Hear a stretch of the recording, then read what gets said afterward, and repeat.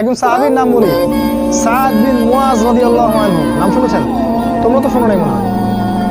সাদ বিন মুয়াজ এত ভালোবাসতেন নবী তাকে, তার মৃত্যুতে রাসূল সাল্লাল্লাহু আলাইহি ওয়াসাল্লাম এত কষ্ট পেয়েছিলেন। সাদ বিন মুয়াজ আনসার সাহাবী ছিলেন। তার একার দাওয়াতে প্রচেষ্টায় মদিনায় বহু মানুষ ইসলাম কবুল করেছিল। এই মানুষ খন্দকের যুদ্ধে তার গায়ে একটা তীর লাগে, প্রচুর রক্ত প্রবাহ হয় এবং তিনি মারা যান, শহীদ হয়ে যান। এই সাদ বিন মুয়াজের জানাজায় 70,000 ফেরেশতা অংশ নিয়েছিল এবং আল্লাহ রাব্বুল আলামিনের আরশ এই বান্দার মৃত্যুতে কেঁপে উঠেছিল।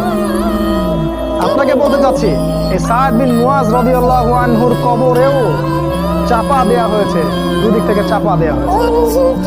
তিনি বলেছেন, রাসূল সাল্লাল্লাহু আলাইহি ওয়াসাল্লাম, যদি কোনো ব্যক্তির কবরে আযাব না হতো তাহলে সাদ বিন মুয়াজের কবরে আযাব হতো না।